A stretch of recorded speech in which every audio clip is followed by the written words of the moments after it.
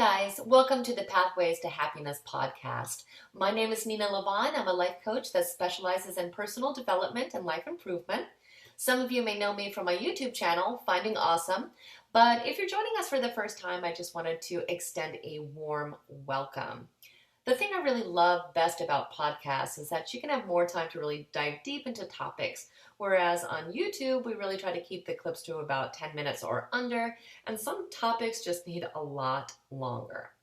So I'm happy to have the opportunity today to be diving deep into a topic of extreme interest for me, which is the concept of happiness and of unhappiness. I've been studying the concept of happiness specifically for about 10 years, and it's something that I really never get bored of, and it's really why I became a life coach to begin with, because I felt that, people just aren't happy anymore. It seems people are a lot less happy. And so before I stepped into the studio today, I just did some quick research on the 2019 happiness statistics for the United States, because the year is about to wrap up, so I kind of wanted to see how we were doing overall from this year.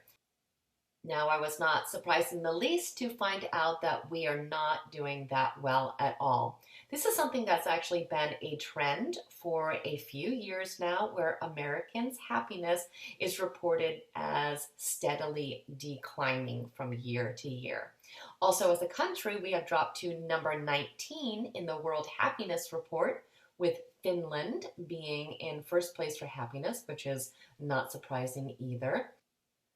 So the question we really need to ask ourselves is, why are Americans so unhappy? I've given this a lot of thought, and I've done a lot of research on this in the last 10 years, like I said. And there are a lot of factors, and I think for many people it's a combination of factors. And that's not to say that every single person is unhappy, but people are becoming progressively less happy, which is something that is definitely a concern for me. A lot of the clients that I talk to, they feel that happiness is not even something that they think about from day to day. They have lives that are so busy oftentimes and so many obligations that it's not something that's even a consideration. So I think really we have to be a lot more mindful about the concept of happiness. I think happiness really does need to be a priority. And, people greatly differ on what makes them happy, first of all. And for a lot of people, the concept of happiness actually kind of stresses them out. They feel like it causes a lot of pressure for them. There's a lot of pressure to be happy. And I think there's really a lot of validity to that, because we know that happier people tend to flourish more in life and have a lot more life satisfaction and life enjoyment. But sometimes we think about that concept of happiness and we just simply don't know how to get there. So I wanted to kind of talk about some of the things that I feel really are contributing to us being so unhappy here in America. So the first thing is that I think many people hate their jobs. And if you think about how many hours we spend a day working, it is the activity that we spend most of our lives doing. It takes up the greatest majority of our time, with the exception of sleeping maybe. But for most people, their time at work is the largest portion of their day. And when you consider the amount that people really detest their jobs in so many cases, you can see how this clearly would just make people not happy about life. The second thing I think is that many people are unhealthy. We have unhealthy lifestyles here in America. It's a fact that we certainly don't eat well enough. We don't get enough exercise, and we definitely don't get enough sleep. I actually think that that's where we are kidding ourselves the most in terms of our health, because we should be getting between 7 to 9 hours of sleep per night. Now, most people aren't getting anywhere near to that. And so we are walking around sleep deprived. I was sleep deprived for so many years. And it's not because I didn't enjoy sleeping. I love sleeping, of course, but again, going back to the American lifestyle, Certainly, in many cases, there is just not enough hours that could possibly be dedicated to sleep that you have available to you. So you sleep as much as you can, but that's not going to be, in most cases, 7 to 9 hours. And that can, of course, greatly affect our happiness level. And another factor is that we simply work too much.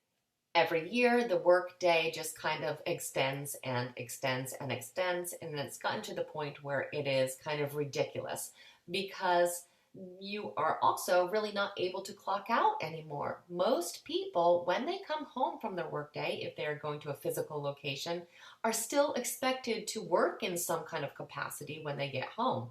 So they're going to find that they have emails or texts or other things that they need to do that are happening outside the home that they are probably not getting paid extra to be doing this. So again, just getting crazy with the amount of work that each person is expected to do. Another huge factor is simply that life is way more stressful than it ever has been before. And this is really evident by simply looking at the mental health statistics. So you're going to find that there are more people than ever that are suffering with anxiety or depression. Americans are exhausted, they are burnt out, and their lives are more stressful than ever. And now we have a new issue, which is comparison, because now we are in the age of social media where our whole lives are really on parade for everyone to see and to make judgments about. So we feel that other people are judging us, and we are also judging ourselves because we are comparing ourselves either consciously or subconsciously to every single person that we are following on all our various social media platforms.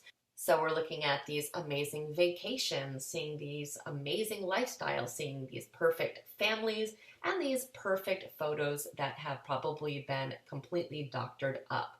But we forget that. We're looking at everybody else's highlight reel, which oftentimes is certainly not a mirror of their reality, but we are judging our real life against their fake life. And of course, we are never going to come out ahead when we do that because we're always going to feel that other people are more successful, more attractive, or better off than we are. So, of course, that's going to affect our happiness level because we are constantly being compared to other people. In the past, a lot of these things used to be private, so there's no way that we could even know about someone's vacation or, again, their perfect family.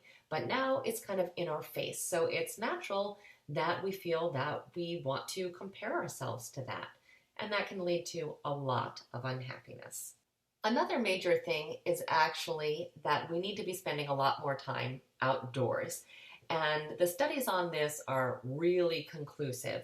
Being outdoors greatly enhances our well-being. It does so many different things for us that are positive as far as reducing stress, reducing anxiety, making us feel more present and in the moment. But again, because our lifestyles are so busy, there is very little time that we can utilize for going outdoors. Now, of course, that is something that could be corrected and you can make time to do that. But the fact of the matter is that most people do not. So if they're spending time outdoors, it is a very small portion of their day. Something else that I think that is really important and, almost alarming is how quickly as a culture we are becoming disconnected from one another. So I think a lot of this has to do again with social media because we are starting to replace our real life relationships with these digital relationships. So even in terms of speaking about our own families or close friends, we are now more likely to send them a text or an email than to actually take the time to see these people face to face. And I think this is a really dangerous trend because we are becoming more and more isolated. And we know statistically, again, that relationships are a huge component of happiness. And there is a much lower drive to create these relationships or maintain these relationships because our needs are being met in some other way and in a certainly inferior way. So we have these digital relationships that are kind of taking up the space that should be allotted to our true relationships. But for many people, they feel that it's enough for them. So it's kind of bridging that gap, but it's not really adding to having a truly fulfilling relationship or a fulfilling life. And it's also leading us to be really, really zoned out. So instead of engaging in activities that really add to our life satisfaction and bring us joy, we are more likely to kind of come home and put on sweatpants and watch Netflix or aimlessly scroll through our social media feed than we are to, again, doing engaging activities. So we're really getting zoned out, which is going to make us feel a lot less passionate about living life to begin with. And again, that's going to affect our happiness level as well, because there's no part of our day that is really fulfilling or exciting at this point. Everything is becoming very, very routine, and we are kind of addicted to that comfort time at the end of the day.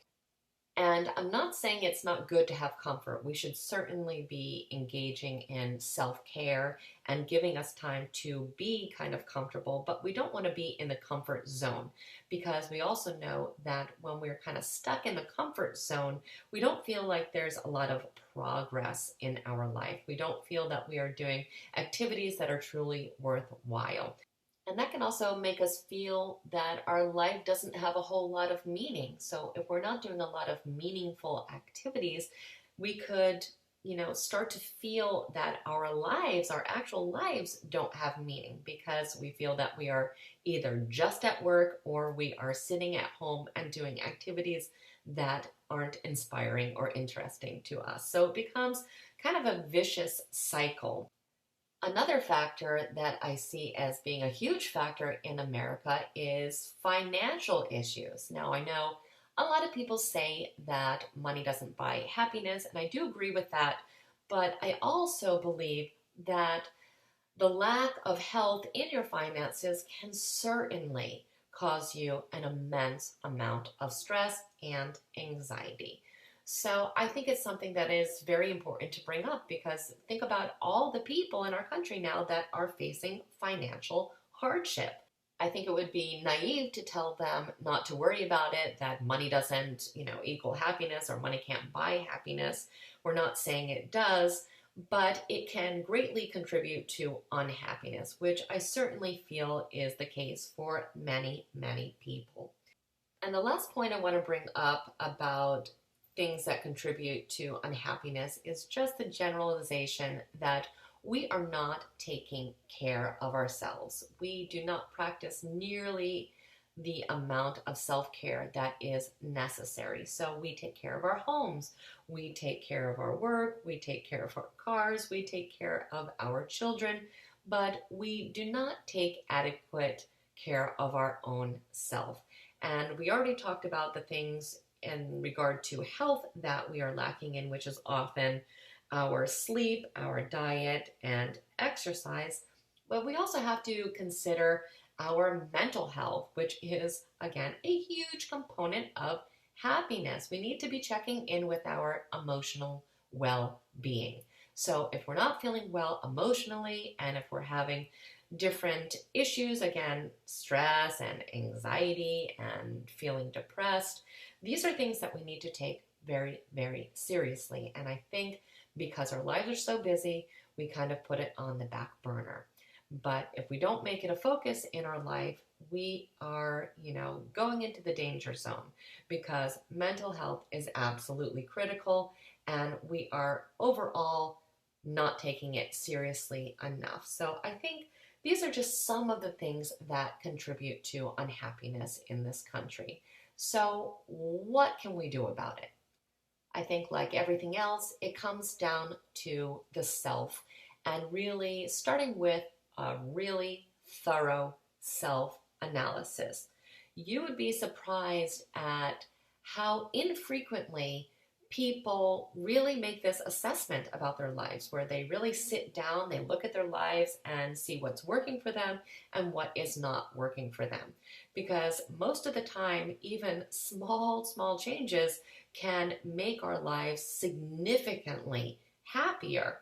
But the fact is that we are not even taking the time to look at our lives. So we're not seeing the things that really need to be improved upon.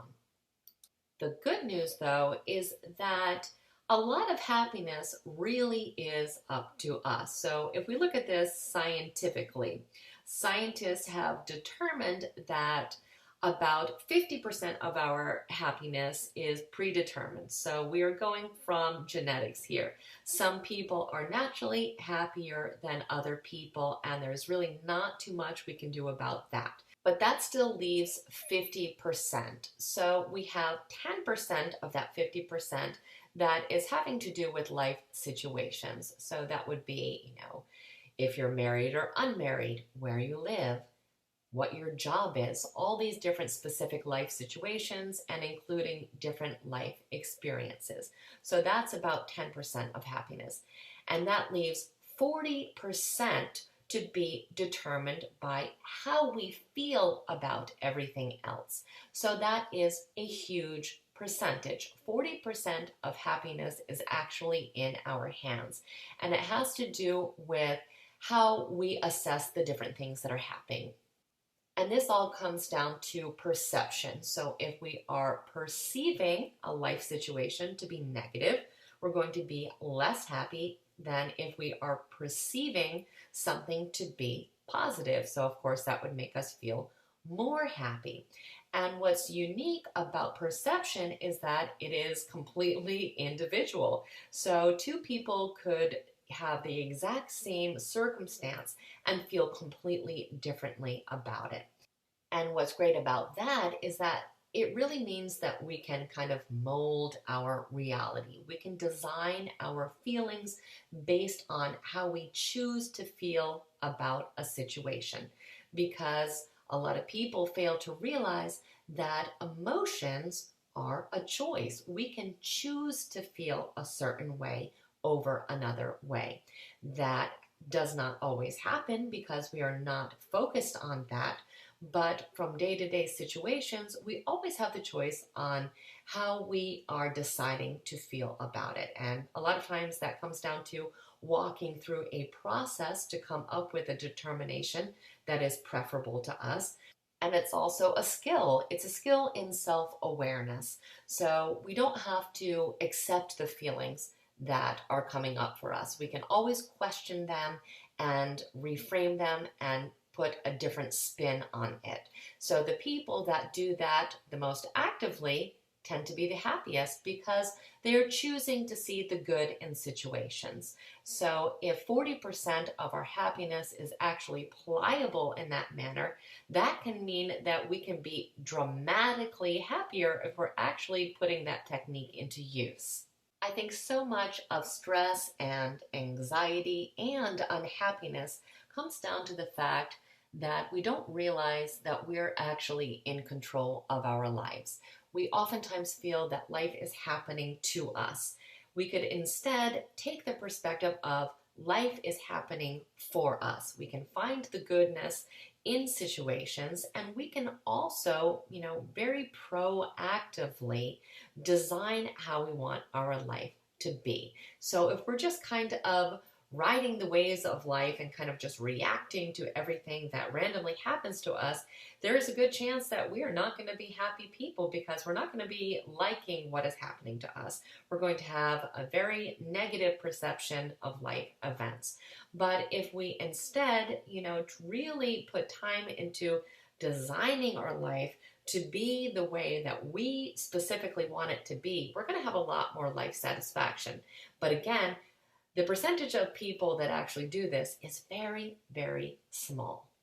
So on our next podcast, we're going to be talking specifically about different things that we can add to our life or different concepts that we can use in our life to really bring about a deeper sense of happiness. And So I want you to think about this week all the things in your life that aren't making you happy. Because again, so many people don't even put the time into thinking about that. So changes can never be made. If we don't know that there's a problem, we can't fix the problem. It's just like there are so many people that are unhappy that don't even realize they're unhappy because they just keep going and going and going.